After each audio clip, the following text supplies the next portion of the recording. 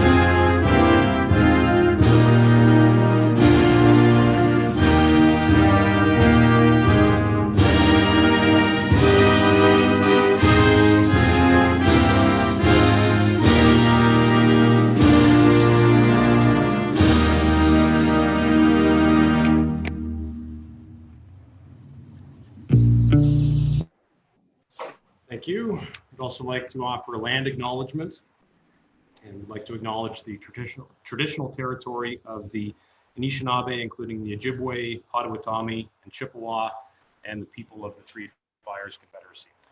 If any member has any pecuniary interest, I would ask that you disclose that now or as the matter arises throughout the agenda, and those disclosures have to be made verbally and in writing, which can just take the form of an email to the clerk. Can I get a motion to approve the minutes from the September 28th and October 5th meetings as circulated? Moved by Councillor Donato. Seconder for that, Councillor Fegan. Any discussion on either of those minutes? All in favor? Carried. Thank you. Any questions submitted from the public? No questions have been submitted for tonight, Your Worship. Okay. All right, so we have two presentations this evening. The first is a presentation of the Community Excellence Award. Constable Corey Courtney was nominated by Councillor Fegan a few meetings ago. Constable, I almost called you Councillor Courtney. Constable Courtney is joining us electronically this evening, and I will actually see Constable Courtney tomorrow, so I'll present him officially with the certificate and the medal tomorrow. But the basis of the award is as follows. Constable Courtney responded to a call for an overdose in June, and upon arrival, the victim was found unresponsive and not breathing. Constable Courtney, with his expert training and fast thinking, administered his Narcan kit and initiated CPR, successfully reviving the person, who was then treated by paramedics and transported to hospital. Without his quick actions, the patient would have surely passed. The certificate, which looks like this, reads, on this 19th day of October 2020, this certificate is presented as an expression of our appreciation for your heroic efforts to keep the Shelburne community and residents safe. The Town of Shelburne recognizes your outstanding contribution to the community.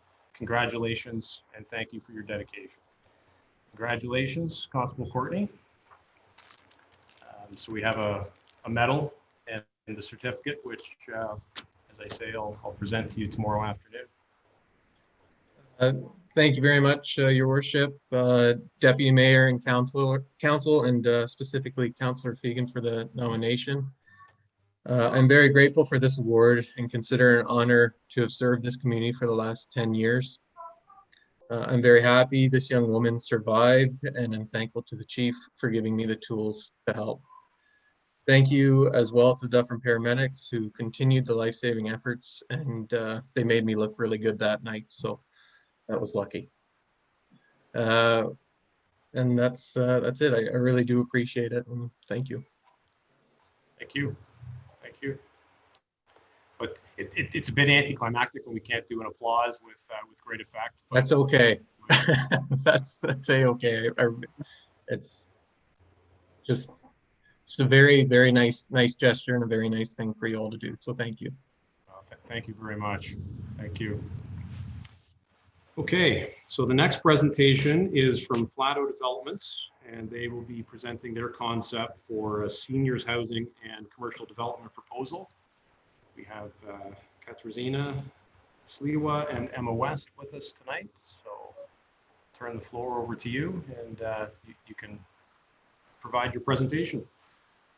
Good evening, members of council, mayor, and staff. I'm Emma West from Bousfield, a planning consultant working with Flato Developments, and I'm here with Katarzyna Sliwa from Denton's legal counsel for Flato. I believe you've seen Katarzyna at council before. I have a brief presentation to go through, and I'm just going to share my screen right now. So as you are aware, Flato Developments has land in the west side of the town in Shelburne, approximately 38 hectares of land. And this is the area outlined in red. You can see it's north of Main Street and to the east of Fourth Line. Just to the west or southwest of the former railway line, the existing trail now. There are two separate parcels of land, a northern triangle and a larger irregular shaped piece that fronts onto Main Street as well as onto Fourth Line. Flato has plans to develop these lands and has been doing quite a bit of work over the past few years to determine the limits of development, delineate the natural areas, confirm where the flood lines are, and all of the associated setbacks in that regard. You can see on the image on the screen in front of you that we have a plan to develop the lands in 4 separate phases. And what I'm here to speak to you about tonight is the first phase of that development specifically. You can see that there would be a broad range of residential housing types across all 4 of the phases, but specifically for this evening, we're focused on seniors housing and a commercial development. That first phase of development fronts onto Main Street and is a smaller portion of the site. It's approximately 2.2 gross hectares in size. You'll recall that all of Flato's lands are 38 hectares, so it's just a small portion of the site. Fronting onto Main Street, we would propose a commercial building with retail uses as well as seniors housing. And I'll come back to this in a minute with a bit more detail, but I just wanted to speak to some of the policy context. So we recognize that a settlement area expansion would be necessary to accommodate this development. You'll see on the right-hand side of the slide, the area in blue is the existing settlement area within the town. The white areas that are within the dark gray heavy line are parts of the town that are outside of the settlement area boundary, but within the town's boundary. So we know through provincial policy that it's possible to permit a settlement area expansion either through the county's municipal comprehensive review process or for up to 40 hectares of land subject to a set of criteria that are outlined in the growth plan. That settlement area boundary expansion can happen outside of the municipal comprehensive review. You're all aware that the municipal comprehensive review process is currently underway at the county, but we wanted to raise this because there is the other option of an official plan amendment outside of the municipal comprehensive review process that would allow for settlement area expansions. You'll also be aware that the Shelburne West planning area has been a subject of study by the town in the recent past. Right now, the site is designated as non-urban and natural environment area. The lands were included in OPA 34 and 36 with approval of those official plan amendments pending confirmation of servicing for the lands within the Shelburne West area, specifically related to the Flato lands and some additional lands on the north side of Main Street. You'll also recall over some of the council meetings and discussions that you've had over the past few months that these lands on the west side of Shelburne have been included within the assumptions for the future build out of the municipal Class EAs for the water and wastewater expansions that have been studied. So back to Flato's proposal. We would propose an official plan amendment, as I said, for the settlement area expansion and to redesignate the lands. There would also be a zoning bylaw amendment and a plan of subdivision to permit the seniors housing and the retail block, as well as the public right-of-way that would come from Main Street and create the initial workings of a street network within this block. The commercial development, the retail would be up to 1,800 square meters of floor area within the building. And the seniors housing would accommodate up to 93 units in a 4-story building with approximately 7,400 square meters of floor area. Both of these buildings would front onto Main Street. And as I said, the access would come from a road from Main Street that would also have rear access into the properties from that local road to the north of the buildings. Now, this type of development is something that Flato has been working on in other communities. You'll probably be aware that Flato has a seniors housing project underway in Dundalk with rental suites for 1 and 2 bedroom units, also with a range of amenities located within and outside the building on the property for the seniors to use. So they're very familiar with this type of development. They're familiar with the surroundings and the need for seniors housing in this broader area. And for this project, known as Edgewood Suites in Dundalk, there was support from the local community, the council, and county council.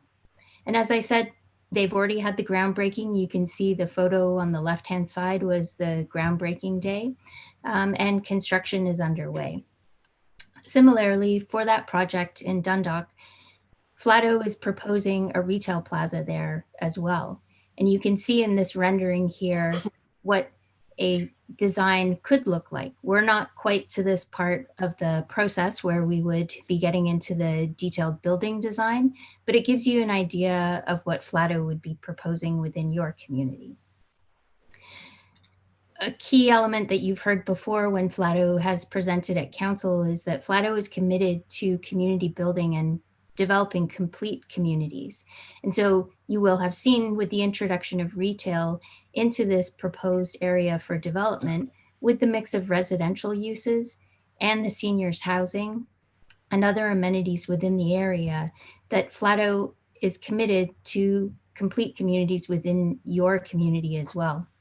They also have a broader record of supporting local initiatives within the community as well in support of community building within the places that they work.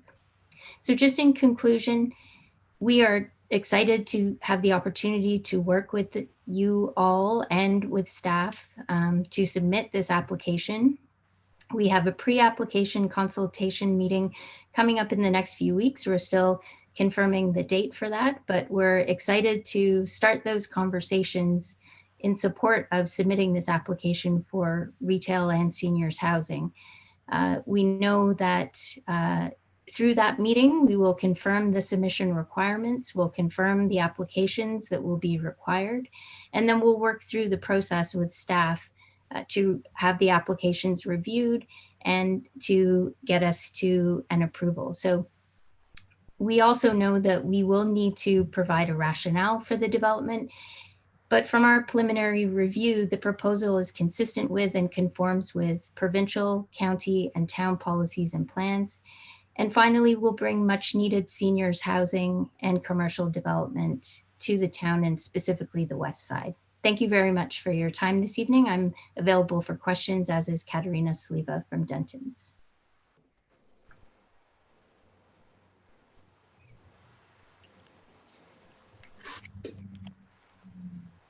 Great, thank you. Are there any questions for Emma or Katerina? Councilor Donato.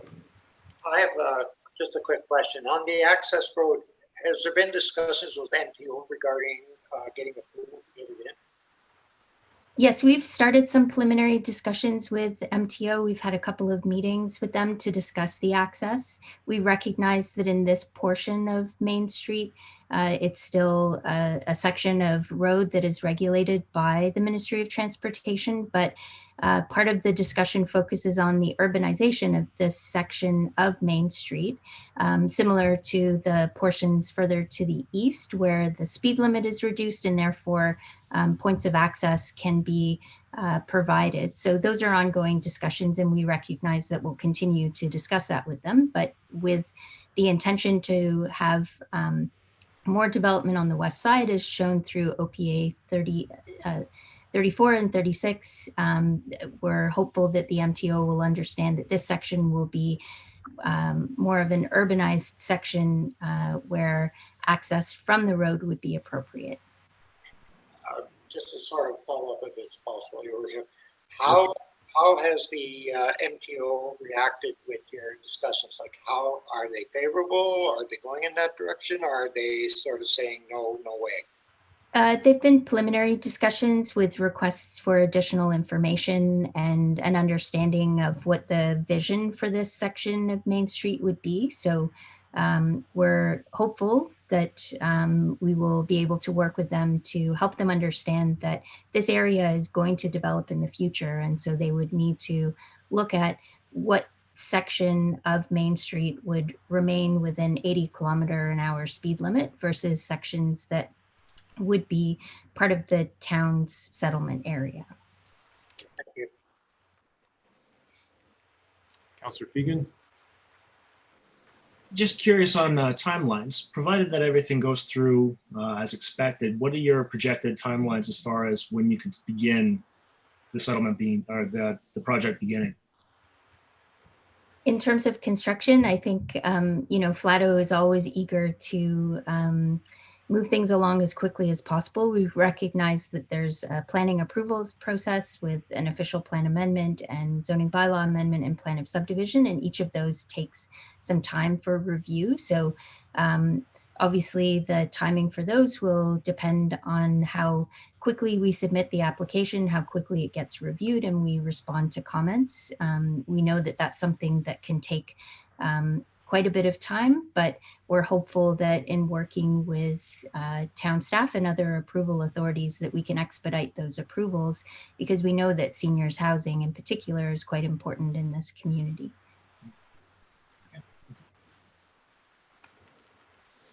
Good. Sorry, Deputy Mayor, did you have a? Just if you don't mind, Lindsay, are you okay? You're good? Okay, just following up, thank you, by the way, Emma, for your presentation. Just as you speak about timing, and this is sort of piggybacking off of Councillor Fegan's question about how long or the duration of the project once approvals are received. You mentioned the pre-consultation meeting and hammering out dates. Has one been set, or maybe, I don't know whether you or staff could sort of speak to that? Because that seems to me obviously the first step in getting the ball rolling. So do we have a date with respect to that? We received some potential dates at the end of last week, and our team is just confirming availability. We'll likely confirm the date in the next day or so once we've got, there are many parties to coordinate with on your side and our side. And so I think that meeting would either be scheduled for towards the end of this week or later next week. So it will be happening soon. We just need to get everyone's schedules sorted out. All right, thank you. Councillor Wagner, sorry about that. Oh, no worries. Thank you again for everything. I'm just wondering if I'm assuming we will have some time to maybe discuss the layout. I just have maybe some questions regarding the layout of the commercial building. So I would assume we don't have to discuss that right now, right? Oh, definitely. What you see on the screen before you is a preliminary concept. We often submit a concept for a pre-application meeting so that we can have a fulsome discussion with staff, but we would expect we would probably be updating the concept before we submit it, and then there would be quite a bit of time for review and comment during the review process as well. That's fantastic. Thank you very much. Councillor Fegan?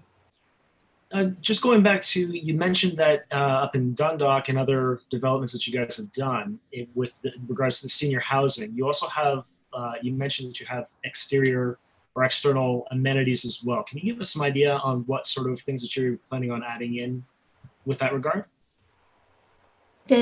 The detail of what would be included within the site for the Shelburne location hasn't been confirmed yet. We haven't got to the detailed design yet, but often with these types of developments, there are indoor and outdoor amenities. So open space areas that might be outside. I think we're all familiar with the moment that we're in right now and the importance of having people have space inside and outside. And so seating areas, because this is adjacent to the drain, there may be opportunities to take advantage of the proximity to that. Maybe a walkway around the site. Obviously, as people age, their mobility is somewhat restricted, and so they don't necessarily need to go on long walks, but they want to be able to experience the outdoors. I know that in the Dundalk example, there are opportunities inside for gathering spaces and, regular clubs and meeting spaces within the building itself. So those sorts of indoor amenities for either indoor or outdoor gathering spaces. If I could just add to that from previous projects, that there would be a potential for amenities such as party rooms, media rooms, library for seniors, kitchen, dining room, etc. Also outdoor gazebos, maybe community gardens, walkways, and things like that. Councillor Bernardo? Quick question. Have you started preliminary discussions with the county? We have started some preliminary discussions with the county and are also in the process of scheduling a meeting with them to confirm their requirements for a submission. And so we will continue the discussions so that we can confirm what they need as a part of the submission application, and then they'll obviously review the application as well. We know that seniors housing, and particularly because we've worked with them in other areas for seniors housing, we know that they're supportive of that type of development. Okay. Anything else? Okay, can I get a motion to receive the presentation? Councillor Buffett, seconded by Councillor Hall. All in favor? Carried. Excellent. Okay, thank you. We'll look forward to seeing more. Thank you very much. We also look forward to working with you and collaborating with council and staff moving forward.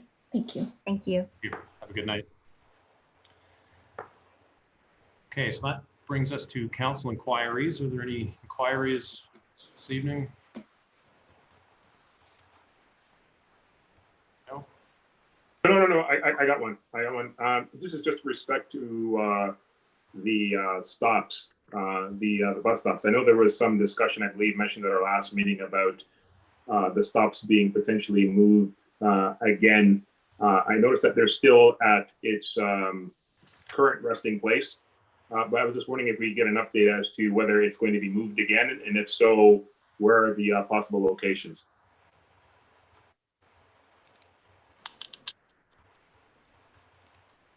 Denise? Through the mayor, I need to check with Grey County. My understanding is that the stops were revised over 2 weeks ago. And we provided the new locations on our website as well, so that they're now across from Town Hall and at the arena. But I certainly will follow up in the morning if that wasn't done, because the drivers of Grey County Transit had indicated that they would be implementing those immediately and promoting the changes, which we've already promoted ourselves. I thank you for that. I was under the impression, and maybe mistakenly so, that the one that's across from Town Hall and the arena may have to be changed again because of maybe some concerns that were raised with respect to those locations. And so that's what I was following up on. So if I misunderstood, then that's fine. So all right, go ahead. Sorry, I wasn't aware that there were issues with the new locations. The issues that I identified in the conversation that we had at the last meeting were specific to bus shelters. And if bus shelters were installed at those particular locations, they couldn't be accommodated because of the space that was needed for the pouring of concrete and a structure, which I indicated that are quotes. And we have embedded an amount in the 2021 draft budget that it wouldn't be big enough. So we have done some review on bus shelters in other communities. We did also confirm, because I mentioned it, that the municipalities that had closed their shelters, predominantly in the Kitchener-Waterloo, Cambridge area and Stratford, have since reopened them, but still have physical distancing requirements. So we'll certainly provide that analysis to you, but right now the new stops are in place. That was my recollection too, that the current locations may have to be reconsidered yet again if we move forward with some sort of bus shelter. And I guess we can probably talk about that in more length at next Monday's special budget meeting. Yeah, so That's Jim, what I was referring to when I made the comment or the inquiry that I just did. I wasn't sure exactly what the concern was, but thanks for reminding me. It was regarding the bus shelters themselves, and so that's what I was asking. If ultimately we move in that direction, then I was hoping, I guess at some point, as you pointed out, Mayor, that we'll get an indication from staff as to where it can be accommodated if we are to move them. Councilor Bernardo?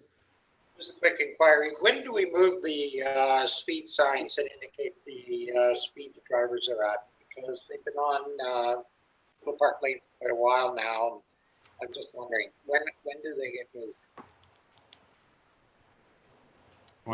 Councilor Bernardo, I apologize, with Jim is not able to attend this meeting. So I'll certainly follow up in the morning to get a response to you, and I'll copy all of council. Okay, that sounds great. And one more inquiry. James Street is the one by Foodland, I believe. Parking in that area there. That street is quite narrow. And I know when I was driving there to go to Foodland at one point, trying to drive around the corner, the vehicles are parked all the way right around the corner, and two vehicles can't pass each other on that stretch of road. So I'm wondering if we are looking at no parking, that maybe that is a section we should be looking at, just for the sake of safety. Through the mayor, thank you, Councilor Bernardo. That would involve both operations as well as bylaw, and Jennifer and I can certainly follow up in the morning as well to add that to the list of sites that need to be assessed. Okay, sounds great. Thank you. Any other inquiries? Okay, I just quickly would like to thank Jim and the Public Works employees. Quite a while ago, I requested that we look at installing some school crossing signs on Robert Street near Park Avenue. just to alert drivers to that sort of unmarked yet fairly heavily used school crossing area, and those have been installed. I'm not sure if everybody's seen them yet, but they are there, and I do think they'll make a difference, particularly for the traffic heading east as they're coming out of that slight turn. That they're at least given notice that there's a school crossing there that's heavily used. So thanks to Jim, although he's not here tonight, and the rest of his team for responding to that. So if there's nothing else, we will move on with the regular agenda. So the first report is a report from the town planner regarding the pre-servicing agreement for draft plan of subdivision for 900 Main Street East. So Steve, how are you? I'm good, thank you. So I don't have any slides to present for this report tonight, but there's not a whole lot of detail to it. You'll have a copy of the report in the agenda package. I'll just quickly go through it. So the Fieldgate development, council is all familiar with it, located to the northeast of County Road 124 and Highway 89, is currently in the pre-grading stage. That's been under a site alteration permit for a couple of years now. They had a significant fill program that involved hauling of fill to bring the site up to grade. And most of that is now finished, and Fieldgate is now seeking to move on to, in addition to the remaining site grading work, installation of underground services and construction of base roads. So the details of what works would be included in the site alteration permit are brought forward into the pre-servicing agreement, as well as another phase of development. So the first phase, which has been underway under that site alteration permit, includes site clearing, which is mostly done, grading, again, mostly done, fill importation, mostly complete. The construction access and mud mat on County Road 124, that's in place. Silt fencing and erosion control, that's in place. And a temporary sediment pond, that's also in place. So really what we're doing is subsuming that site alteration permit into the site alteration, the new pre-servicing agreement. The pre-servicing agreement then would add the installation of all the underground services within the site. So the sanitary sewers, force main, construction of it, there's a fairly deep wet well required for the sanitary pumping station that will go in this site. The storm sewers, water main, and relevant laterals for servicing the lots and blocks. The fire hydrants would go in as well for fire protection during construction, and ultimately as the permanent fire hydrants. The stormwater management system, including the stormwater management facility, which is along the highway in the southeast corner of the development, and the base roads to base asphalt. So the agreement is fairly standard in form. It's built on a similar agreement that was approved a couple of years ago for the Highland Village subdivision. It covers off all of the obligations of the owner. All of these works under the pre-servicing agreement are at the cost of the owner, and they are entirely within the site. So there's no external works included in the pre-servicing agreement. It would all be within the development site, aside from the construction access, of course, which is along the county road. You will have noticed by now that there is some work underway on the highway. That work is not under the pre-servicing agreement. Obviously, that is an agreement with MTO that Fieldgate has secured for constructing the highway improvements and the new road entrance off of the north side of the highway into their development.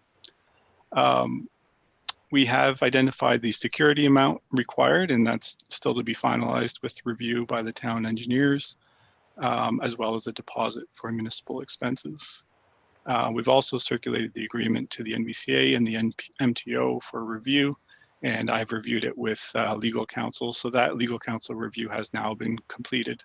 And the version of the agreement attached to the bylaw in your agenda package tonight is the version that legal counsel contributed to.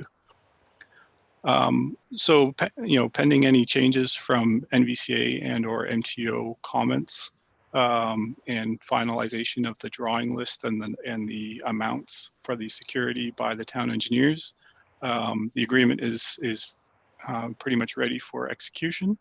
So the recommendation is to approve a bylaw allowing the mayor and clerk to execute the agreement when it has been finalized with those details and when the necessary securities have been posted.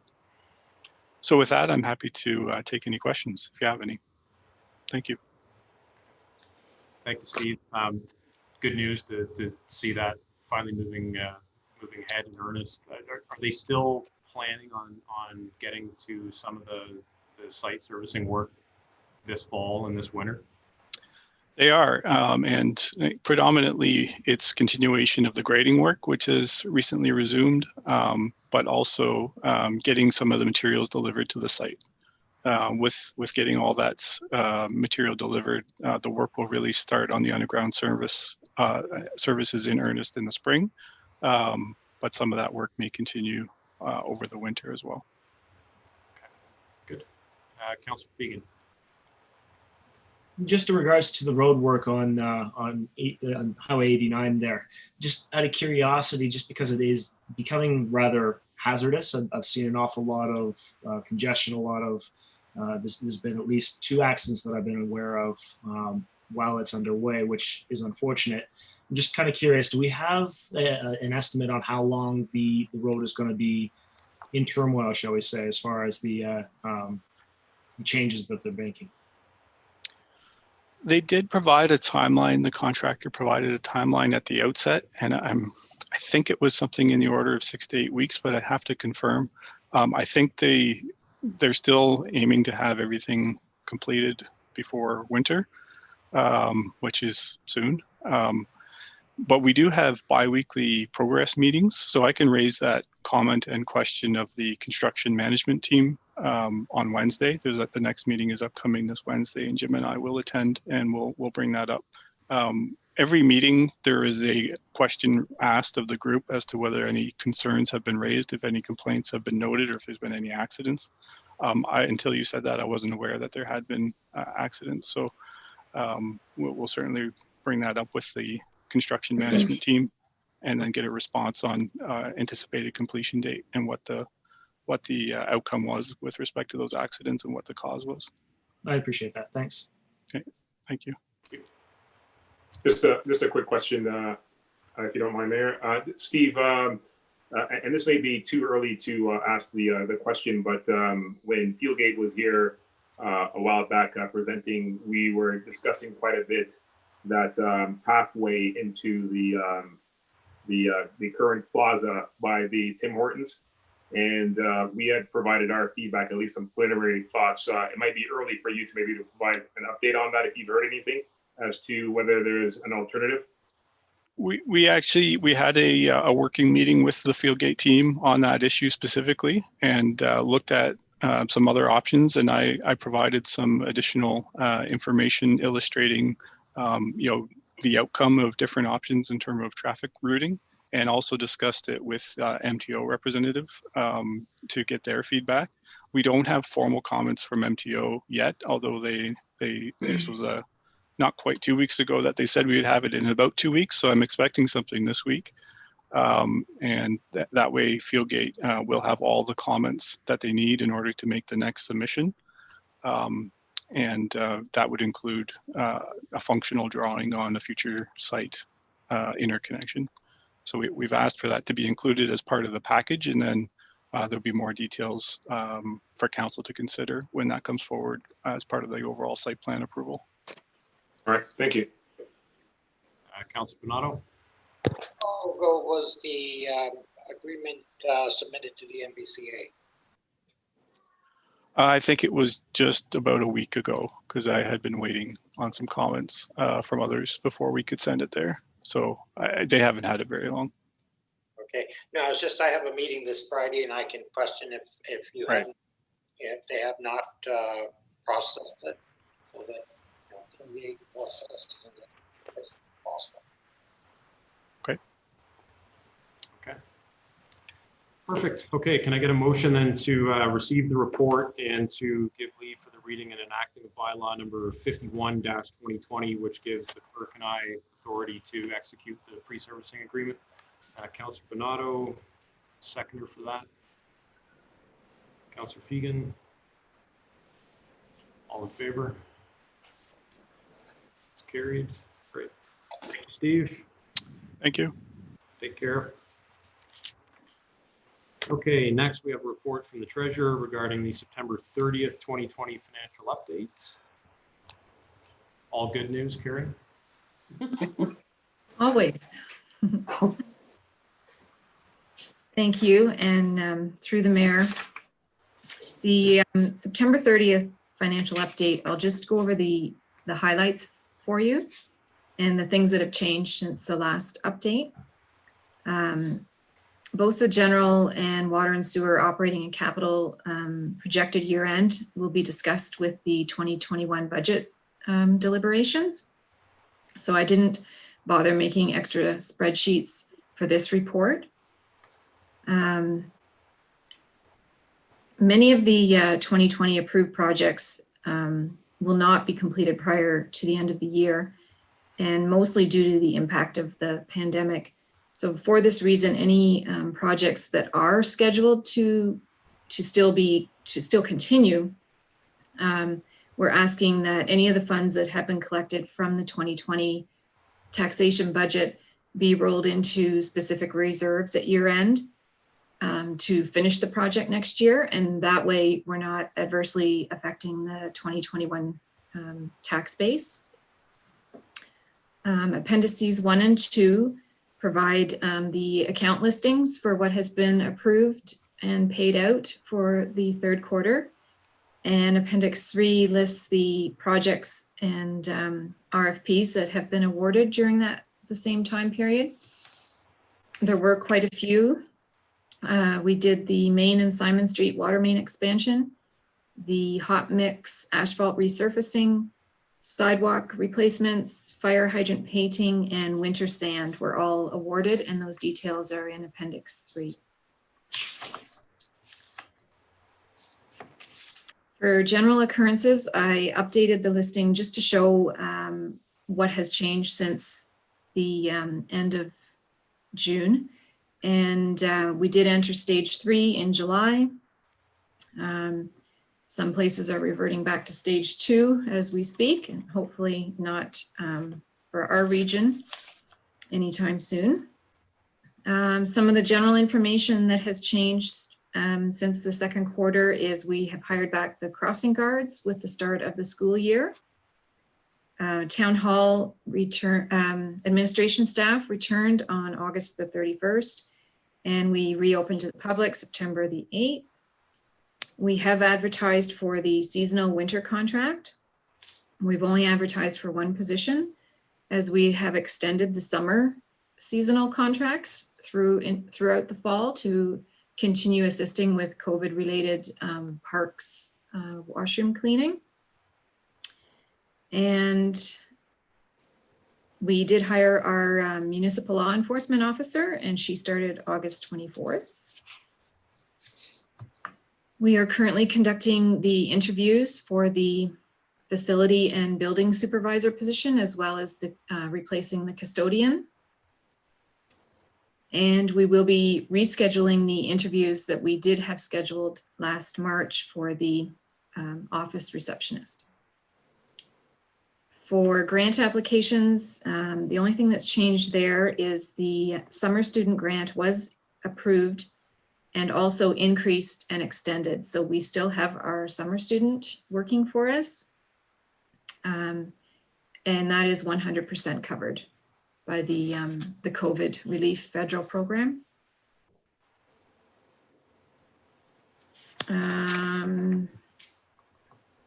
So budgeted expenses that have been incurred to date. What's changed since the last report is the Simon and Main Street water main repair is now done, as well as the OCIF funded road improvements. The sidewalk improvements will be starting this week. And the roads and sidewalk needs study was finalized and accepted by staff.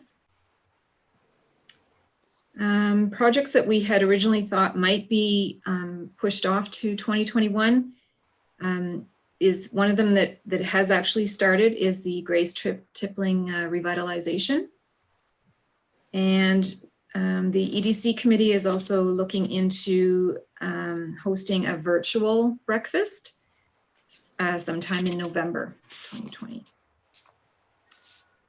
For the Canada Day funding, we held a drive-in movie night on September the 12th, which was very successful.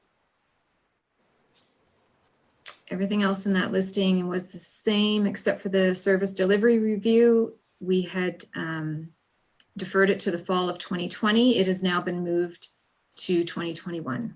And I believe that was mentioned in the budget framework report. I've updated the list of COVID-related expenses to the end of September. And the extra cleaning on the police side is mostly the majority of the biggest related cost for the COVID-19 implications. And we're currently sitting at approximately $82,000. And that includes reduced revenues as well as additional expenses. So in August, the town received a Safe Restart Agreement funding, phase 1 for $175,400. And in that agreement, the municipality must use it to support COVID-19 operating costs and pressures. So we are actually suggesting that we utilize $75,400 of that to help offset some of the expenses and lost revenue that we've incurred in 2020, and put the balance of $100,000 in a reserve to be brought forward for 2021. It is anticipated that at the board levels, we will see some increases in their budgets. I don't have budgets back from the boards yet. I have spoken with them, but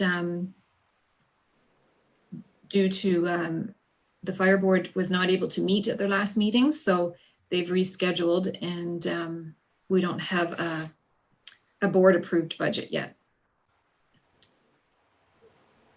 And as far as the Safe Restart Agreement, there is a phase 2 component of it that municipalities can apply for if they can demonstrate that the financial impacts exceeded their phase 1 funding.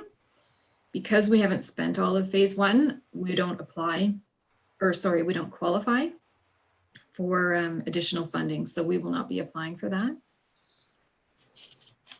And last but not least is audit services. Financial services had intended to issue an RFP for audit this year and did not get around to it.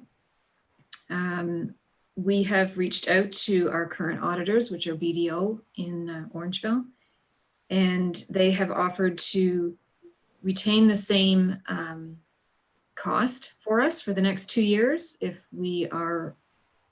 council would consider extending their audit services for an additional 2-year term. And that's basically the highlights of the report. The motion speaks to the Safe Restart funding, as well as extending the audit services, as well as providing the treasurer with the authority to transfer to and from reserves at year end. And that's just a standard protocol. Yes. You just want to touch on that, maybe, Carrie? The transferring of the reserves? Yeah, so that's for the unfinished projects. So anything that we collected money for in 2020 from the tax base, if you don't spend it, you have to account for it somehow, or else it just falls into the general surplus. So if we specifically put it into whatever department's reserve that project was identified as, then in 2021, when we pull it forward to fund the balance of that project, then we're not double collecting, or we're not adversely affecting the bottom line in 2021 for that same project. Okay. Any questions for the treasurer on the update? Councilor Pinato? Working.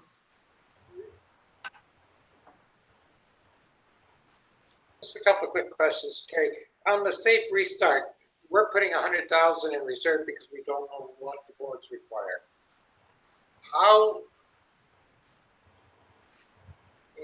How soon do you have to apply for the second phase if we were able to know what the boards require?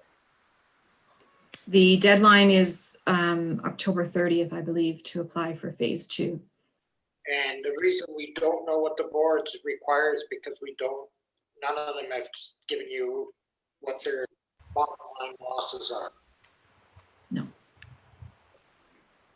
And that funding is for municipalities, and because we don't operate those boards, those are boards of management. They're not part of council's authority.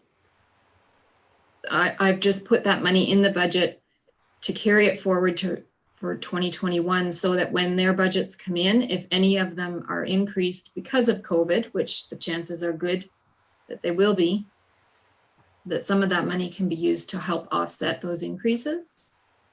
But we will have COVID related costs of our own. So I guess what I'm sort of questioning is our own COVID requirements. We don't need 100,000 for the safe start part of our own requirements. Oh, we'll be able to utilize it. We would utilize it as a community, as a town. Mm-hmm.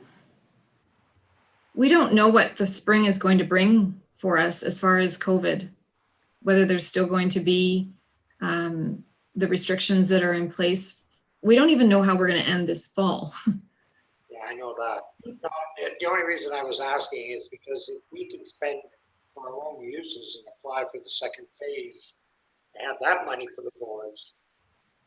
You see what I'm trying to work my way around? No. Okay. It doesn't work that way. Okay. And they also, the second round of funding is much more scrutinized. It's not handed out and said, you know, do whatever you like with it. There's far more criteria that you have to follow. And they also look at your own financial position as a municipality and how you're going to end the year. And I'm predicting that we're going to end the year with a surplus. So they're not going to hand us more money when we're already closing the year out without a deficit. Okay, thank you. The things that staff have done to offset the COVID related costs, you know, I read through that. rolling overtime, you know, the conferences were canceled. Like, we've done well for ourselves as far as controlling costs, even though our revenues have been reduced. Yeah. And I don't think that should be understated, Carrie. I mean, what staff's been able to do just internally to manage this, I think is, you know, more than commendable. I mean, when you're looking at just a little over $82,000 in additional expenses and losses in revenue, I mean, I have to think that is relatively low compared to what a lot of other municipalities are facing. And I think in large part that's due to kind of the prudence, you know, that you've demonstrated and the rest of staff in managing our way through this. So thank you for that. Denise? To both Councillor Benato's point and to what the treasurer's also outlined in terms of what we may potentially face in 2021, is the budget made assumptions in the draft with respect to revenues for Grace Tippling Hall, for example, being zeroed out. We may expect across the board in other areas, particularly field rentals or other service areas, that we will not receive revenues in 2021 if the restrictions with respect to COVID-19 extend to September, let's say 2021. So that's where the balance of funds would also be applied going forward in terms of revenue loss. So I just wanted to bring that to your attention.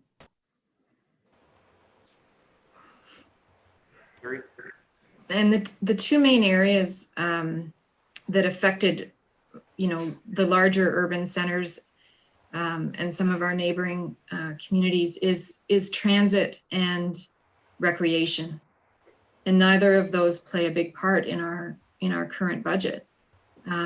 If we were to have the arena within our own budget, you would see a much larger and more substantial loss, which is what I think we will see coming from the arena board budget. And our current share of that budget is 62%. Is that okay? Mm-hmm. So I mean, we'll still have to absorb the lion's share of whatever loss is there. So I think we're wise to keep that 100,000 back. I guess moving forward into 2021 too, that will extend our ability to offer any further relief. I mean, should that become necessary again, right? Mhm. Okay. All right. Any other questions or thoughts on this? Oh, okay. Can I get a motion then to receive the report, endorse the plan with respect to the Safe Restart Agreement funding, extend audit servicing contract to BDO for the next 2 years, and to authorize the treasurer to make transfers to and from reserves at the end of the year as necessary. Councillor Fegan, seconded by Councillor Wagner. In favor? Carried. Excellent, thank you. Okay, so we have 2 new nominations for the Community Excellence Awards that were forwarded by Councillor Wagner. Those nominations are in the agenda package. Can I get a motion to receive and approve those nominations? Councillor Fegan, secondly Councillor Wagner. All in favor? Agreed. Okay, so we'll invite those 2 recipients to a future meeting, and in all likelihood, I guess, do another virtual presentation of certificates. All right. So that brings us to our draft budget presentation. So, Carrie, short break for you. I'm not used to presenting a budget so early in the evening. Usually it's 9 o'clock or later. You all look awake still. Probably a good thing. Yeah. Okay, so I'm going to share my screen, which I've never done before. So hopefully.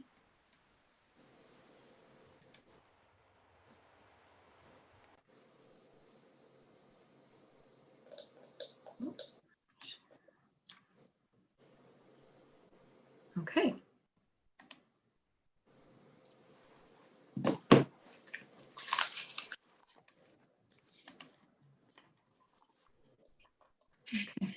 Can everybody see that?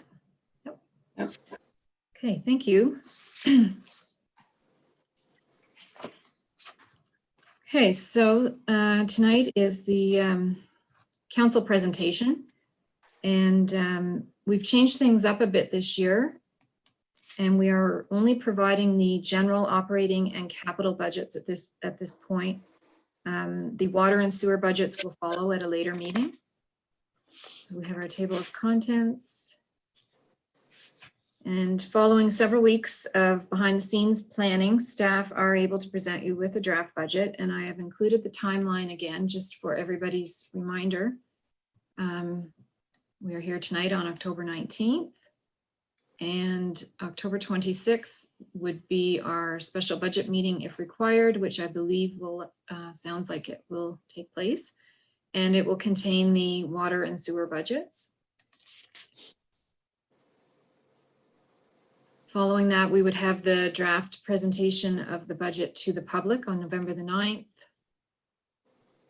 And then November 23rd, all being well, would be the approval of the budget by resolution.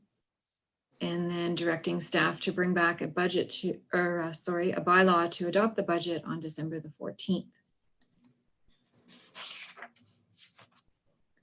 So the 2021 amount to be raised by taxation is determined by subtracting the estimated revenues from the estimated expenses.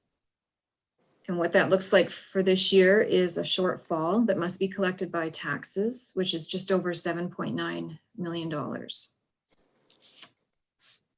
A balanced municipal budget is a requirement under the Municipal Act, and that is why we still work on a cash basis for the purposes of setting a tax rate and a tax levy.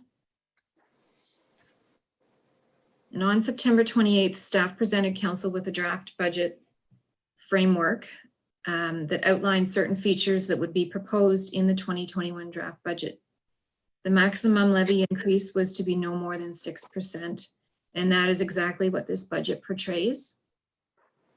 In the motion passed by council, it speaks to a 1% operating levy for parks and recreation in the amount of approximately $74,793. And for 2021's budget, 1% represents a figure that looks more like $79,283. And for that reason, that is the amount that has been used in this budget as it relates to recreation levies. At the time of preparing this document, there were still many unknowns. So just so that council is aware, this is a living document, and it's just something to get the discussion started. And there will be many changes throughout the next couple of weeks as we learn more about funding and the budgets of the local boards. So for overall operating revenues, the overall increase is almost 10%, but only 6% of it is the tax levy itself. Most of the increase in other revenue is simply transfers in from reserves for unfinished projects, transfers from development charges for new projects, and supplemental assessment. If you were to take those amounts away, there would be a significant decrease in the town's own revenue sources, mainly due to COVID-related implications and decreased rental fees. Something that was learned late on Friday was that the cannabis implementation grant for 2020 and 2021 will not be received as budgeted, and those amounts will have to be removed from the budget. It was staff's impression that those funding allotments would continue beyond the first two years of legalization for those municipalities that had opted in. But this would require that Ontario's portion of the federal excise duty exceeded a certain threshold. And it is our understanding that the incremental implementation costs have been fully dispersed, and the balance is unknown at this time and was likely adversely affected by the pandemic. And we will probably not be receiving cannabis funding going forward. I've also learned that the OMPF allocation is the same pool of money that they had allotted for 2020. So it is 500 million, but what we don't know is how that is being dispersed amongst all of the municipalities that receive the funding. So I have lowered it by $25,000 in keeping with traditionally the amount that it appears to lower each year. For 2020, we did receive notification of our OMPF funding in late October. So I'm hoping that in the next couple of weeks, we will receive that information again for our 2021 budget. And this is the expense comparison. In keeping with a balanced budget, the estimated operating expenditures are also the equivalent to the revenues. And as previously discussed, the increase in the expenditures is largely attributed to the budget framework report, which outlined the need for attention to both staffing resources and realignments, as well as parks and recreation.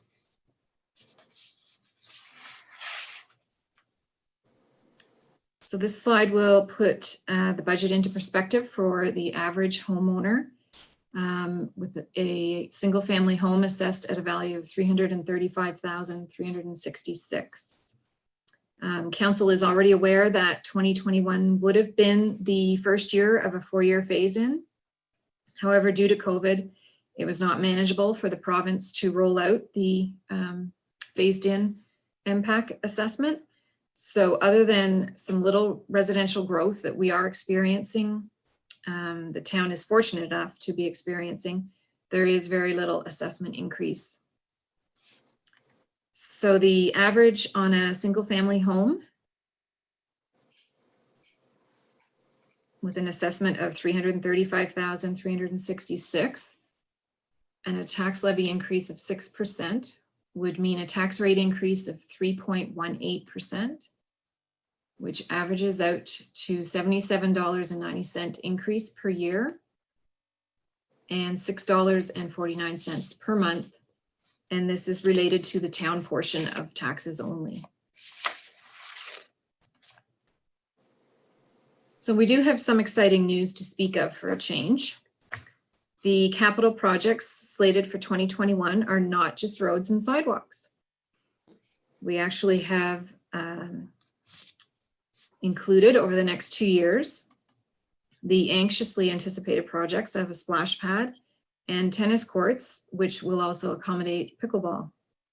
Through fundraising efforts, reserves, and development charges, we will finally be able to see these projects come to fruition.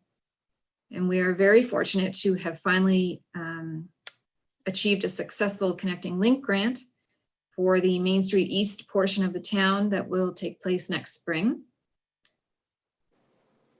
And the only thing that we're not sure of, but we do have it in the budget, is the funding for the OCIF, Ontario Community Infrastructure Fund, which pays for the asphalt improvements throughout town. We don't have any firm commitment of that funding for 2021. So should that funding not come, those projects would be removed from the capital plan. And that funding is important to us because it does allow us to meet the requirements of our asset management policy in conjunction with our roads needs. So one growth related project that we have in the budget is for an additional trackless machine, which is for snow clearing in the winter on sidewalks and for grass cutting in the summer. And that is with the addition of the Highland Village subdivision. Staff have determined that we need another sidewalk machine. This is funded mostly through parks and public works development charges combined. In the capital budget, we've added a new page that includes transit. And on that page are the proposed bus shelters for the Grey County Transit Initiative that currently stops in Shelburne. Since the town does not have its own transit system and there are no reserves or development charges to pull this funding from. So this means that this cost is 100% tax-based funded. And in addition, we've also included $8,000 in public works operations maintenance budget for snow removal and salting as it pertains to the two bus shelters. The capital budget also includes some repairs and improvements for the town hall, and those being the health and safety required upgrades to the existing roof hatches. That was actually in our 2020 budget, but we didn't get around to doing those repairs. Our elevator did break down this year, and we have been told that the door needs replacing. It is a 25-year-old door. So that is in the budget. The generator that has been in the budget off and on the last couple of years is, we have increased that from 50,000 to 90,000 because we did obtain quotes for that installation. And that would be a dedicated generator hardwired and hooked up to the town hall permanently. And then we did add in the potential of replacing some of the windows with ones that open for ventilation due to implications of COVID-19 and the need for better fresh air ventilation. We did originally have in the budget for 2020 HVAC upgrades that were put on hold because of COVID and with the disbandment of the police and not knowing what potential may happen with the entire building. Those upgrades were not completed. They did not factor in COVID or ventilation. They were more for dehumidification and getting the building evened out as far as temperature fluctuations. So with that project not proceeding as planned, those funds were collected from the tax base, and that amount was put into a reserve, a town hall reserve, to bring forward to cover the costs that are itemized in the 2021 draft budget. So there's no, they do not affect the tax base for 2021. And where does your tax dollar go? This slide sets out how $1 of taxpayers' money is split between the various services that the municipality provides. Other protective services includes bylaw enforcement, crossing guards, and conservation. Public works includes cemetery, waste management, and storm sewers. Planning and development includes the BIA levy and the EDC budget. Whoops, sorry. I might have gone too fast there for you. Recreation and culture includes heritage, library, local cultural grants, the Fiddle Park, and town events.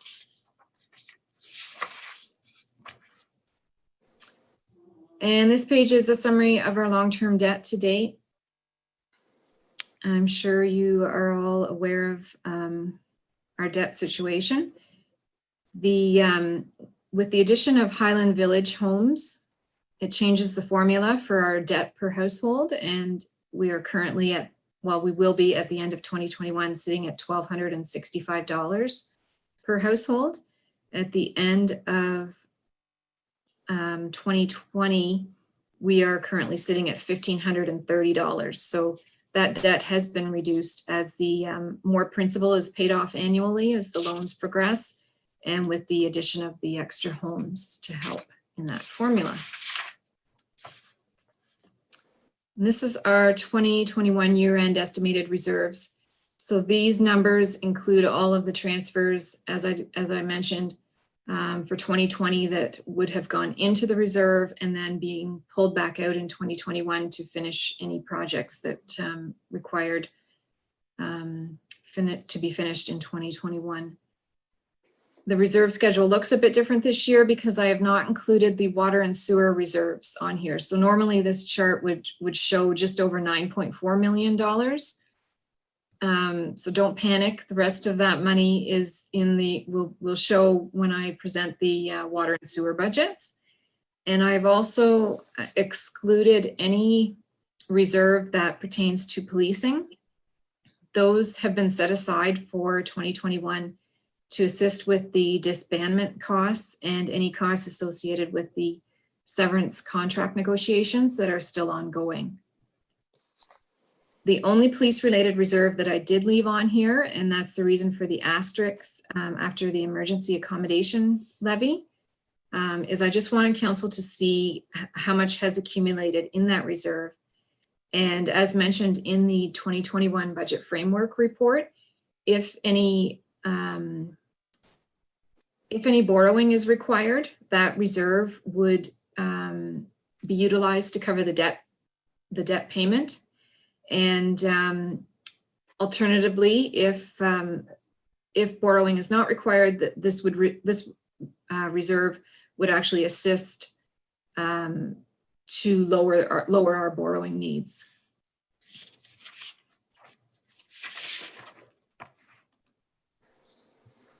And finally, if you recall, in 2019, we did set up a tax stabilization reserve with the 2019 year-end surplus that year. And that was actually shown on the in the reserve schedule. There's 275,000 sitting in that stabilization reserve. At that time, we had two rather large assessment appeals that had multi-year adjustments. And those appeals were actually both settled in 2020, and they did incorporate a 4-year adjustment. They were not as high as we originally anticipated, but they were significant. If you look at the budget line for our tax write-offs, we are significantly over budget. But we coincidentally on the revenue side, we also picked up a supplemental billing that was rather large for one of the same properties. So they kind of balanced each other out, and therefore the tax stabilization reserve was not, it remains untouched. We didn't have to utilize it to cover those write-offs. So even though we were able to stick to the 6% levy for the suggested budget framework, staff would like to recommend that council consider utilizing that reserve in 2021 to bring down the increase in the tax rate, to assist equally the both residential and business owners of the town as we continue to navigate through this pandemic through into the fall and into 2021. And I do have calculated what that would look like. I didn't include it in the slide, but we can discuss that when we get, deeper into the budget discussions, and as we find out some of the other unknowns, whether they are favorable for the budget as it appears tonight, or whether they're not, would depend how much of that tax stabilization reserve staff would recommend utilizing. The problem with doing it, and I mentioned in the slide here, is that it has to be applied in moderation, is if you pull that revenue in 1 year, it's not there again for the next year. But so that would represent a tax increase in 2022, for example. But the one thing that we do have in our favor is that hopefully by 2022, we do have some commercial assessment coming our way from the Fieldgate that Steve was talking about tonight. And that would help offset any additional revenues that we would need to make up for in 2022. And that's it. If anybody has any questions. All right, thanks, Carrie. Any questions for the treasurer at this point? Deputy Mayor? Thank you. And Carrie, I would agree with you 100%. By the way, fantastic presentation as always. That it's nice to see under the capital project something beyond roads and sidewalks, right? And I would also agree with your characterization of the much anticipated splash pad and the pickleball and tennis court. Let me start off with the splash pad because it speaks to the fundraising efforts. And by the way, and I'm sure everybody would agree, the fundraising efforts by the group has just been fantastic. I mean, every time I'm on social media, I'm seeing them collecting more and more money.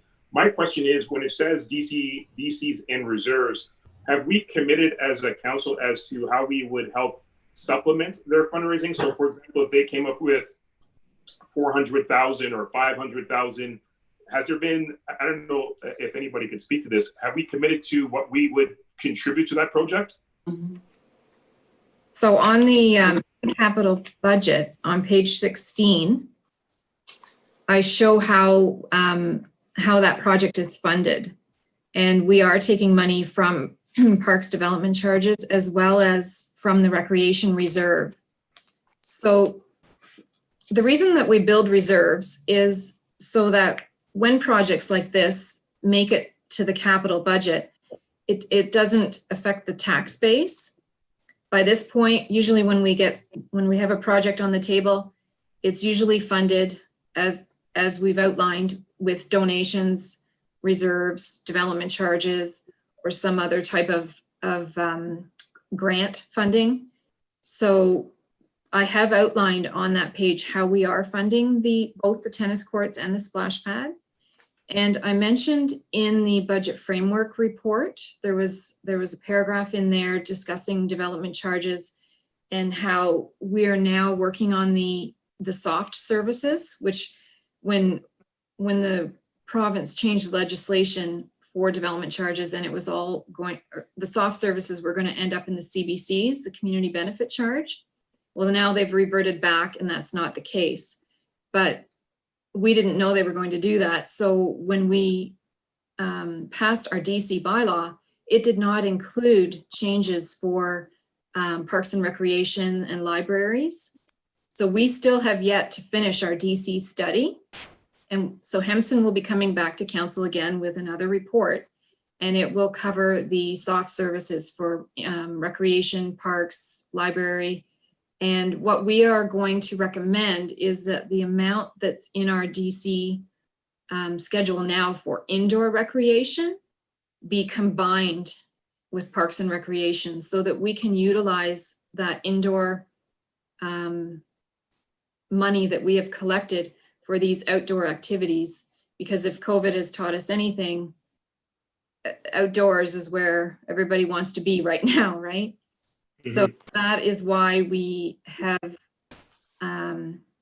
if council chooses to combine those two service areas, why we would have the extra development charges to pay for some of these projects now. Okay, no, that's fantastic. So the idea obviously is to get these done in the 2021 calendar year. The other is, and this is probably not, well, I'm not gonna say it's not a fair question. I know Jim is not here. This is just for my own curiosity. I'm not gonna assume that you don't know, Carrie, but what is a trackless, what is this trackless machine? What is this? Okay. It's, well, we currently have one now. It's a Kubota, I think is what we have now. It comes with attachments. And so it comes with a blade and a blower and a mower. So it's used in the wintertime for the sidewalk snow clearing. Depending on how deep or heavy and wet the snow is, you either push it with the blade or you blow it with the blower, and then in the summer, it's used in the parks for grass cutting. So it's like an all-in-one kind of machine, right? I see. Okay, I just didn't know. I know we have trackless. Trackless. It's on wheels. That's good enough for me. We should arrange for an opportunity for you to drive it. That sounds good. When I'll come down your boulevard. when Councilor Bonato's son and I worked for Public Works close to 20 years ago now, I think that was the first one maybe that the town had. And yeah, it's an interesting little machine. It takes a while to sort of get the hang of, but yeah, it's multi-purpose. It does a lot of stuff. Denise? Sorry, through Mayor Mills, I just wanted to clarify, given the Deputy Mayor's comment, the budget currently is reflective of these projects being 2-year initiatives, not 2021. We haven't factored in as well, which would be in 2022, is the operating cost for a splash pad, which depending on the circulation or non-circulation system, we're assuming it would be a recirc because of the allocation of water. What those water costs would be less, but we certainly have to factor in all of those costs with respect to the impact on the park and the use, which we expect will be a significant increase, which is great. And just to clarify, as Carrie outlined, we had budgeted $300,000 in terms of a contribution from the Rotary and the fundraising team, and that $400,000 in capital costs would be what the town needs to fund. Jim's not here again, I apologize, but there's significant costs associated with site works and all of the other service areas that need to be completed to allow a splash pad to be installed. This is simply a project that we understand that would be based on a site-ready installation for the original $300,000 quote. And we have outlined, I think, in numerous occasions that based on our project analysis of like service areas in other communities, that those projects have ranged anywhere between $500,000 to $800,000 to $900,000. And we're in an escalated construction era right now. Well, I guess it's good. That's why it's spread over 2 years. So we'll see, but thanks for the clarification. That said, if somebody wins the lottery, then. Let's be a little bit more optimistic. They're still taking donations, yeah. Both projects spread over 2 years, Denise? To clarify, no, the tennis court and the pickleball court for $200,000, and that's for 2 courts, is an including estimate for site is based on this year, sorry, I should say 2021, but it would most likely be a late fall installation or as quickly as we can. The site location hasn't been selected, and that would be part of the review that we would undertake to make sure that we minimize, hopefully, the site works impacts. I mean, we have a number of preferred sites, but we'll certainly come back to council with that analysis. Carrie, just a quick question for clarification. The slightly more than $2 million in capital projects in 2021. That number doesn't include the projects that were slated for 2020 and have been deferred to 2021? No. Okay, so that money, I mean, as you mentioned in your financial statement, those monies will be put in reserve. So those capital projects will also be moving ahead, but this 2 million is just new money in 2021. Yes, that is correct.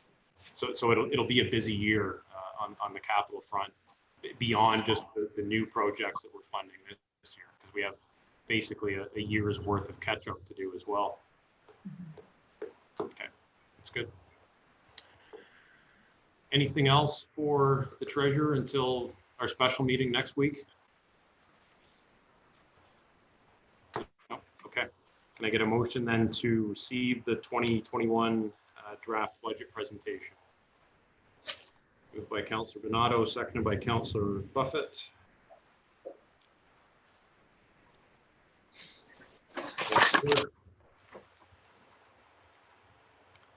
Carried. Excellent.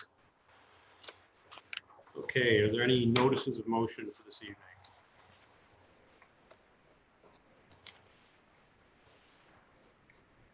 No? Okay. Communications, 8 items listed there. Is there anything that anybody wants to deal with independently? If not, entertain a motion to receive the 8 items as a group. Councillor Hall, seconder for that. Councillor Fegan, all in favor? Carried. All right, so that takes us to closed sessions. Can I get a motion pursuant to section 239 sub 2 sub A to move into closed session to discuss the security of the property of the municipality or a local board? Councillor Donato, seconded by Councillor Hall. All in favor?